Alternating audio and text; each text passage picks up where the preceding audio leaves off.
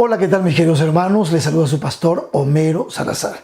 Un privilegio estar nuevamente con ustedes aquí en el repaso de la lección de Escuela Sabática. Quiero agradecer a Iglesia Abierta por esta oportunidad que nos permite para estar juntos, para hacerlo cada semana. Y pues aquí estamos una vez más para repasar la lección de esta semana. Vamos a hacer una oración con la cual vamos a empezar. Dios poderoso, te damos gracias por tu presencia. Gracias por permitirnos abrir tu palabra.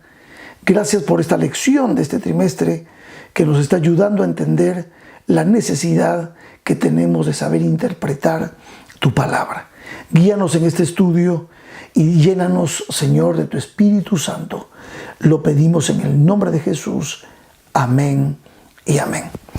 Hermanos míos, imagino que deben ustedes estar tan casi cansados de esta cuarentena como lo estoy yo.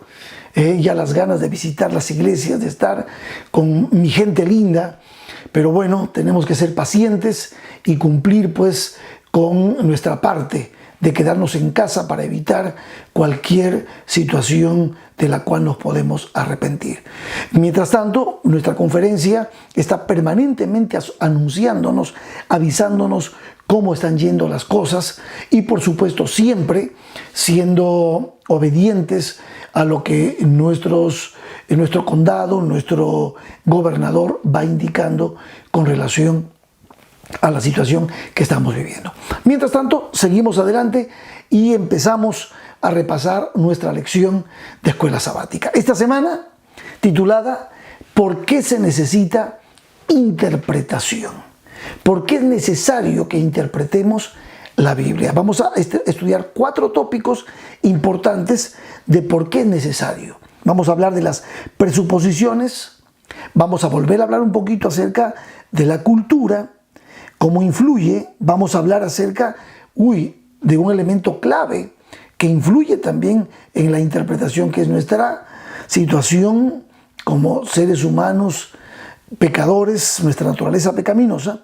Y entonces vamos a terminar con la importancia de la interpretación.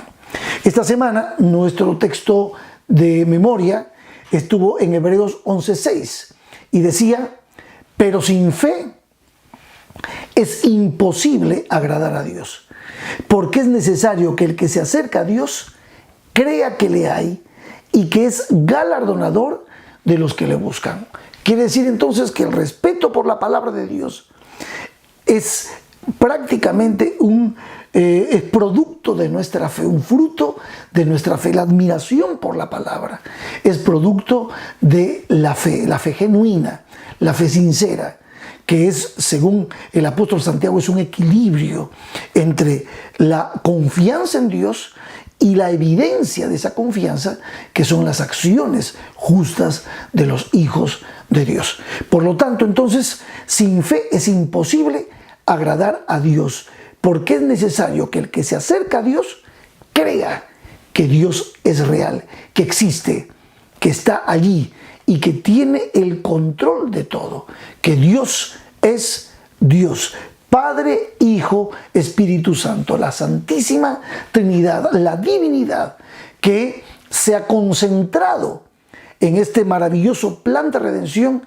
en salvarte, en salvarme. El Padre planifica tu salvación, Jesucristo la ejecuta en la cruz del Calvario y el Espíritu Santo es quien la va a completar dentro de ti, en tu corazón. Muy bien, también es importante entender, y empiezan 3 preguntas importantes en la introducción de nuestra lección. ¿Qué significa interpretar la Biblia? Y quiero leerte las 3 preguntas que son claves. ¿Cómo hacemos eso? ¿Qué principios utilizamos para interpretarla? ¿Cómo abordamos los diferentes tópicos de la Escritura y los diferentes tipos de Escritura que encontramos? Y el pasaje que leemos, ¿qué pasa si es una parábola? ¿Qué pasa si es un sueño profético? Una profecía. ¿Qué pasa si es un relato histórico? ¿Cómo nosotros confrontamos esto?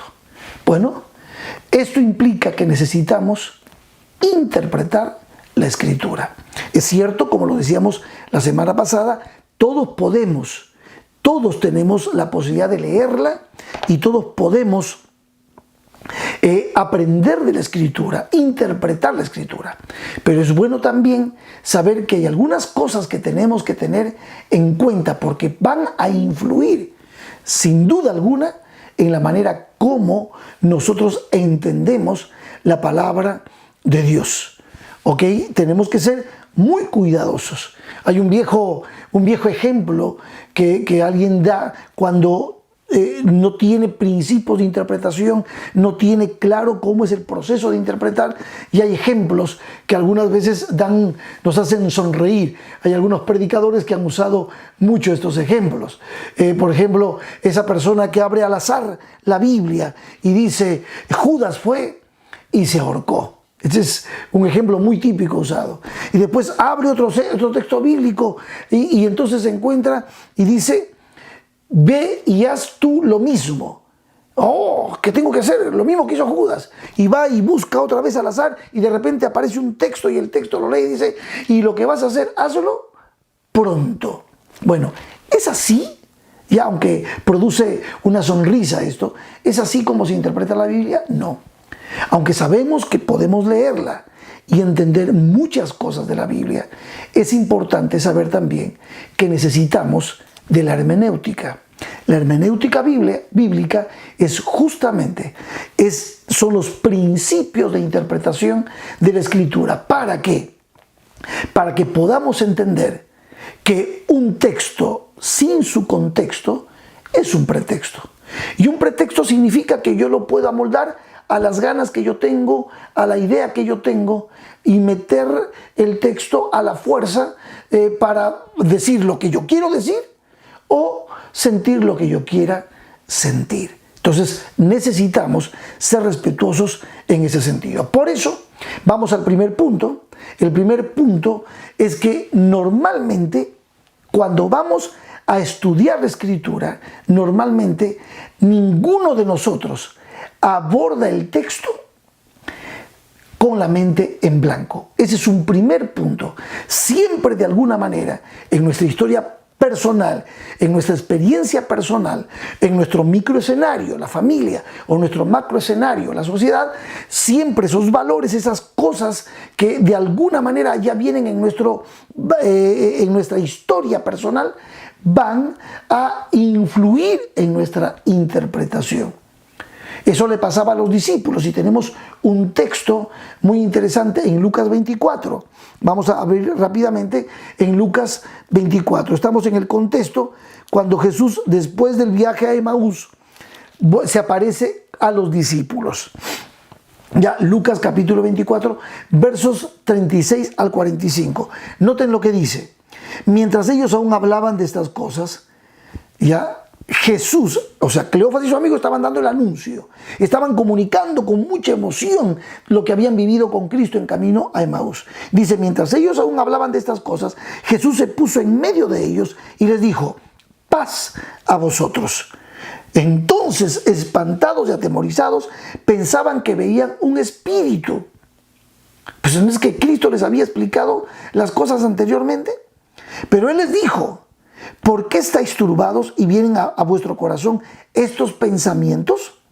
Mirad mis manos y mis pies, que yo mismo soy. Palpad y ved, porque un espíritu no tiene carne ni huesos, como veis que yo tengo. Y diciendo esto, noten esta parte, les mostró las manos y los pies.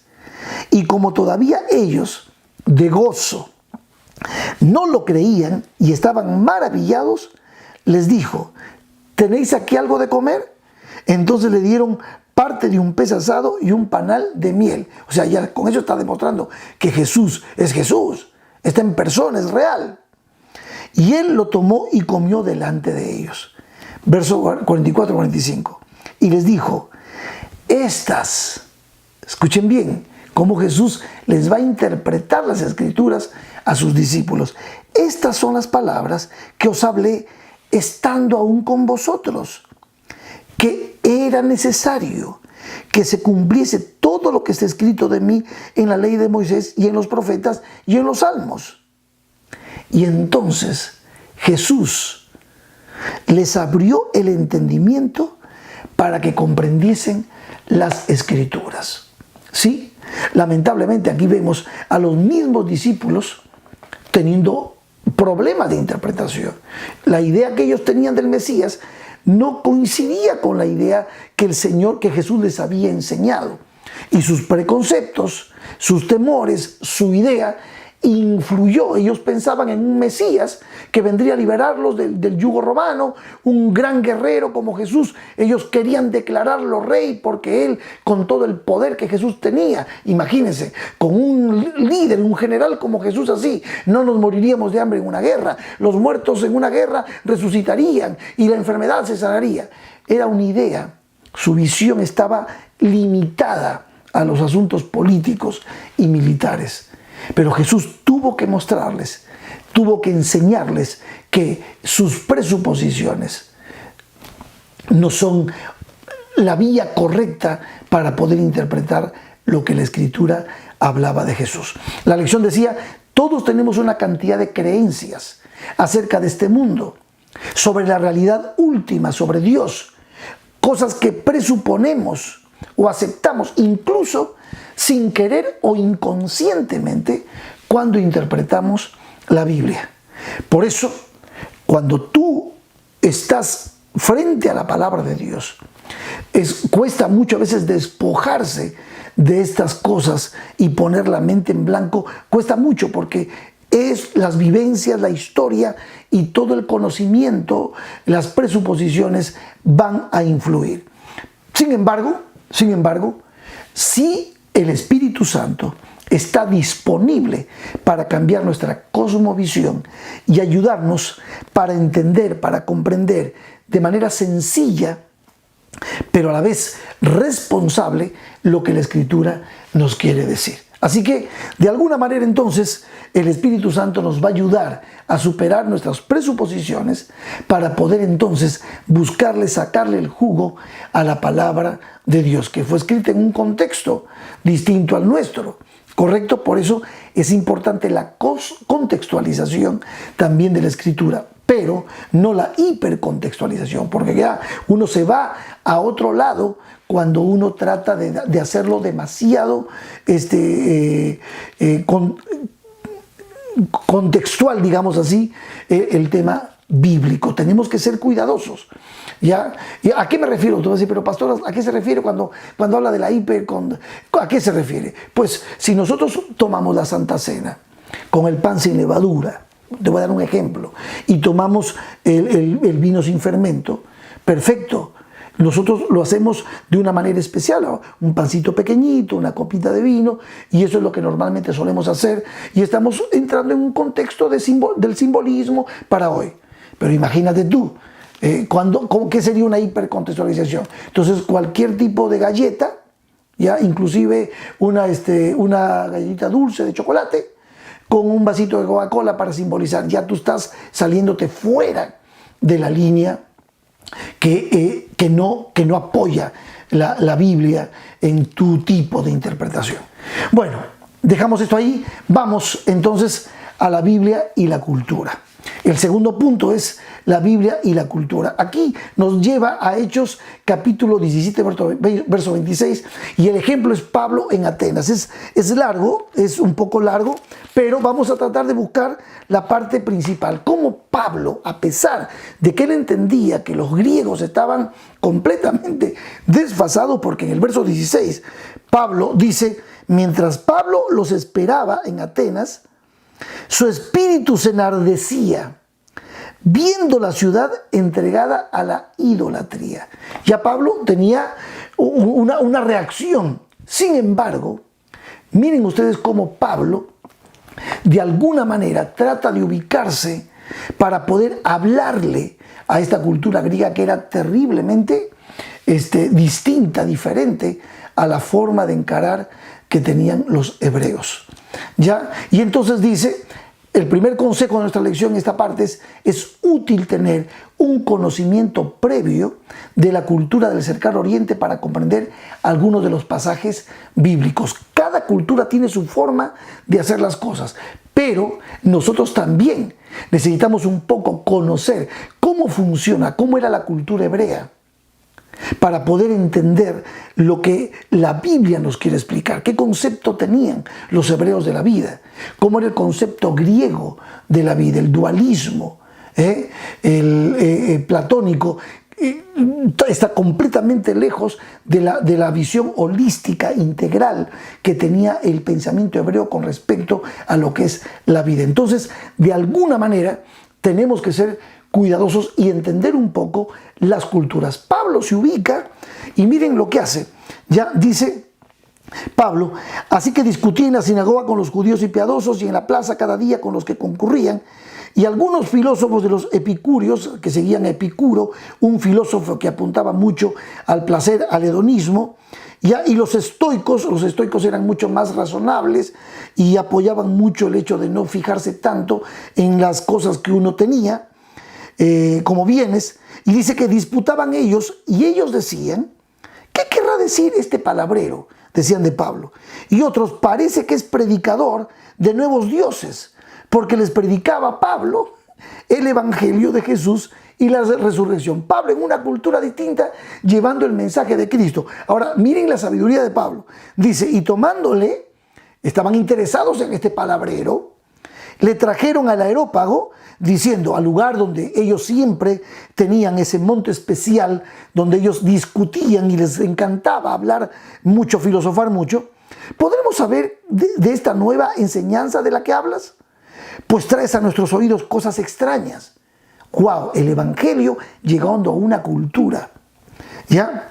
Queremos pues saber qué quiere decir esto. ¿Y para qué? No le preguntes eso a Pablo, porque Pablo, si tú lo dejas hablar, habla, así como escribe. Y entonces, paréntesis, dice el verso 21, porque todos los atenienses y los extranjeros residentes allí en ninguna otra cosa se interesaban, sino en decir o en oír algo nuevo, filosofar. Especular, filosofar, y ahí tenemos a todos, toda la lista de Platón, Aristóteles, Parménides, en fin, todos los filósofos. Dice entonces, verso 22, ¿cómo es impresionante Pablo? Entonces Pablo, puesto en pie en medio del Areópago, dijo: varones atenienses, en todo observo que sois muy religiosos. ¿Ya? Como halaga, que está haciendo un buen trabajo Pablo. Miren lo que dice: guiado por el Espíritu. Porque pasando y mirando vuestros santuarios, hallé también un altar en el cual estaba esta inscripción: al Dios no conocido, al que vosotros adoráis, pues sin conocerle, es a quien yo os anuncio. Allí entró Pablo con el mensaje. El Dios que hizo el mundo y todas las cosas que en él hay, siendo Señor del cielo y de la tierra, no habita en templos hechos de manos humanas, ni es honrado por manos de hombres, como si necesitase de algo, pues Él es quien da a todos vida y aliento y todas las cosas. Y el verso 26 es clave para este punto de la Biblia y la cultura. Cómo los principios bíblicos trascienden la cultura. Cómo los principios bíblicos son aplicables a cada cultura. A veces, en alguna cultura, nosotros podemos encontrar elementos, alguna vez lo leí por allí, elementos redentivos, elementos que no son malos, no están en contra de la Biblia, y que son prácticas culturales que no están en contra de la palabra. No necesitamos hacer heridas culturales. Pero qué bueno que Pablo les dijo esto. Verso 26. Y de una sangre ha hecho todo el linaje de los hombres para que habiten sobre toda la faz de la tierra. Y les ha prefijado el orden de los tiempos y los límites de su habitación para que busquen a Dios, si en alguna manera palpando puedan hallarle, aunque ciertamente no está lejos de cada uno de vosotros. Y él sigue con su discurso. Pero este punto, el verso 26, nos permite a nosotros, ya, y lo resalta la lección esta semana, Pablo les da una perspectiva interesante sobre la realidad que a menudo pasamos por alto al leer la palabra. Afirma que Dios nos hizo a todos de una sola sangre. Existe un vínculo común que une a todas las personas a pesar de sus diferencias culturales. ¿Y cuál es ese vínculo? Que Dios es el creador de toda la humanidad. Por lo tanto, aunque Dios sabe que hay culturas. Dios permitió que su palabra llegue para que en todas las culturas sus principios, su voluntad, sus valores absolutos puedan bendecir las culturas y ser también aceptados, respetados y vividos. Y esto es muy importante. Dios se aseguró, dice la lección, de que las generaciones futuras, cuando leyeran la palabra de Dios, comprendieran estas verdades. Porque estas verdades, los principios divinos, trascienden lo local, lo cultural y trascienden también los tiempos. La palabra de Dios es viva y eficaz y más cortante que una espada de doble filo. Se seca la hierba, se marchita la flor, cambian muchas culturas, pero la palabra de Dios permanece para siempre. Así que, por lo tanto, nosotros, el mismo principio se aplica a las verdades de la palabra de Dios. Aunque la Biblia se escribió hace mucho tiempo en culturas muy diferentes a las nuestras, las verdades que contiene son relevantes para nosotros hoy, como para nuestros primeros receptores. Muy bien, ese es el segundo punto. Entonces, la Biblia trasciende la cultura, pero también la respeta. Sin embargo, estos principios son aplicables a nuestras culturas. Número 3, nuestra naturaleza pecaminosa caída también puede influir y va a influir posiblemente en la manera como interpretamos. A veces nosotros queremos hacer que la Biblia diga lo que a nosotros nos agrada, lo que queremos oír, y no vamos a estar dispuestos a adaptarnos al consejo bíblico. Santiago dice que nosotros a veces somos oidores olvidadizos. Tenemos que ser oidores y hacedores de la palabra. Santiago dice que la fe, sin poner nuestra vida en armonía con la palabra de Dios, o sea, sin acciones buenas y justas, es muerta. Lo mismo que las obras, podemos hacer cosas muy buenas, aún lo que esté escrito en la Biblia, pero sin fe, las obras no sirven de nada. Hay un equilibrio maravilloso entre la fe puesta en acción. La fe y las obras van de la mano. Si tú dices que tienes fe en Dios, y si tu fe es solamente intelectual, como los demonios que creen y tiemblan, no sirve de nada. Pero la fe se perfecciona en las acciones. O sea, la evidencia de tu fe se muestra en tu disposición de poner tu vida en la línea, en los rieles maravillosos de la voluntad de Dios. Sin embargo, como dice nuestra lección, el pecado alteró, rompió, fracturó radicalmente nuestra relación con Dios. Por lo tanto, el pecado, nuestra naturaleza pecaminosa y nuestra naturaleza caída, de alguna manera afecta también nuestra capacidad de interpretar la Escritura.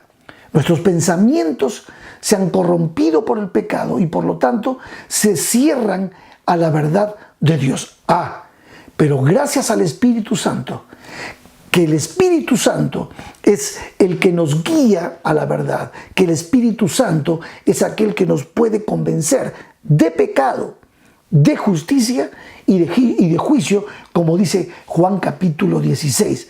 Por lo tanto, nuestro orgullo, que muchas veces se interpone para poder exaltar la palabra de Dios y exaltarnos a nosotros mismos, concentrarnos en nosotros mismos, el Espíritu Santo puede cambiar tu estado en ese milagro maravilloso del reconocimiento, de la entrega, que ni siquiera es un milagro que tú generas, porque es algo que también lo produce el Espíritu Santo por medio de la palabra de Dios. Cuando el orgullo se interpone, muchas veces le hacemos decir a la Biblia lo que la Biblia no dice y queremos adaptar la Biblia a nuestra forma de pensar, y eso no puede ser así. Algunos, dice la lección, algunos tienden a escuchar solo aquellas ideas que les son atractivas, aunque éstas contradigan la voluntad revelada de Dios. Nunca va a faltar, ¿y cómo antes tenían muchas mujeres? Pues yo también tengo la libertad de tenerlas. La Biblia no dice ni aprueba esas cosas, ¿ya? Pero muchas veces uno busca un pretexto en un texto para poder justificar sus propias concupiscencias y sus propias tendencias pecaminosas. En esta parte, nuestra lección ya nos pide que aceptemos y acerquémonos a la Biblia con fe, con sumisión, con entrega, sin una actitud crítica ni de duda. Que depongamos las armas del orgullo, las armas del yo, y vayamos a la palabra de Dios, de tal manera que podamos estar dispuestos a ser obedientes a ella. Ese es el tercer punto. También nuestra naturaleza caída puede jugarnos una mala pasada con relación a la interpretación de la Biblia. Cuando vamos a la palabra, debemos ir dispuestos a que Dios nos hable. Él nos habla a través de ella, con humildad, con reconocimiento de nuestro corazón de que no somos perfectos, y dejar que el Señor hable a nuestro corazón. Y así el Espíritu Santo transforma nuestro estado y usa la palabra de Dios y fija la verdad y hace que la verdad sea eficaz en nuestro corazón. Y así es como cambian todas nuestras ideas equivocadas que cargamos culturalmente, que cargamos por nuestro orgullo, y nuestro pecado que cargamos por nuestras presuposiciones. Todas esas ideas se disipan, y el Espíritu Santo usa la palabra como una espada de doble filo que corta el orgullo y nos permite vivir una vida transparente. Y el último punto de nuestra lección es por qué es importante la interpretación. Y aquí nos lleva a un texto que es 2 de Pedro 3, 15 y 16, que me gusta, 2 de Pedro 3, 15 y 16, que dice así, capítulo 3, verso 15 y 16. Me encanta, dice: y tened entendido que la paciencia de nuestro Señor es para salvación, como también nuestro amado hermano Pablo, según la sabiduría que le ha sido dada, os ha escrito, casi en todas sus epístolas, hablando de ellas, en ellas de estas cosas. Pablo se concentra en el plan de salvación, dice Pedro. Ya algunas de estas cosas que él escribe, dice, hay algunas difíciles de entender, las cuales los indoctos e inconstantes tuercen, como también las otras escrituras, para su propia perdición. O sea, tú puedes estudiar la Biblia porque vas a encontrar a través de la interpretación saludable todo ese plan de redención, todo ese plan de salvación que Dios ha hecho para ti y para mí. Pero hay personas, los llama Pedro, indoctos e inconstantes. Ese hombre de doble ánimo, ese que mira en un espejo, como dice Santiago, su cuerpo después se va y no hay ningún cambio. Es como mirarse en la ley de Dios y no hay ningún cambio en su vida. Esa fe es muerta, dice Santiago. Bueno, eso es justamente lo que nos está diciendo el apóstol Pedro, que tenemos que ser cuidadosos al interpretar la Escritura. Y entonces, ¿por qué? Porque si nosotros la interpretamos mal, ya siguiendo nuestras propias concupiscencias, presuposiciones e ideas culturales, simplemente hacemos esto para nuestra propia perdición. Esto es más o menos lo que dice. Y entonces, ¿por qué es importante interpretar la Biblia? Porque esto nos da una visión de salud teológica y nos aclara la misión que Dios le ha dado a su iglesia para este tiempo. Podemos decir que somos el pueblo del libro porque interpretamos la Biblia de manera correcta, sin dejar que estas cosas influyan sobre nosotros. Y dice la lección en la parte en la parte final dice: sin una interpretación bíblica correcta, no puede haber unidad de doctrina ni de enseñanza, y por lo tanto no habrá unidad de la iglesia ni de nuestra misión. Una teología mala y distorsionada conduce inevitablemente a una misión deficiente y distorsionada. Más o menos hemos dado un pantallazo general y me he reservado para la parte final, ya en la conclusión, habiendo superado entonces lo que significan nuestras presuposiciones, habiendo superado lo que significa la influencia cultural y cómo sí podemos aplicar la Biblia para que nuestra cultura, no es que la Biblia se adapta a tu cultura, sino que la cultura se adapta a la Biblia. ¿ya? Y hemos visto también cómo nuestra naturaleza pecaminosa puede influir. Me reservé estas dos citas que aparecen en la lección también, para esta parte final, que me parecen excelentes, escritas por Elena de White. Esta cita está en Mensaje para los Jóvenes, en la página 183. Dice: en el estudio de la palabra, dejen en la puerta de la investigación,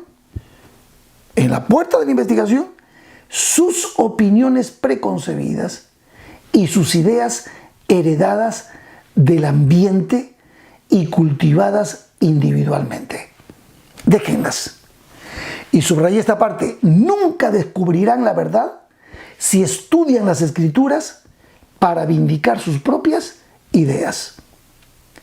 Dejen estas ideas a la puerta y acérquense con el corazón compungido para oír lo que el Señor tiene que decirles.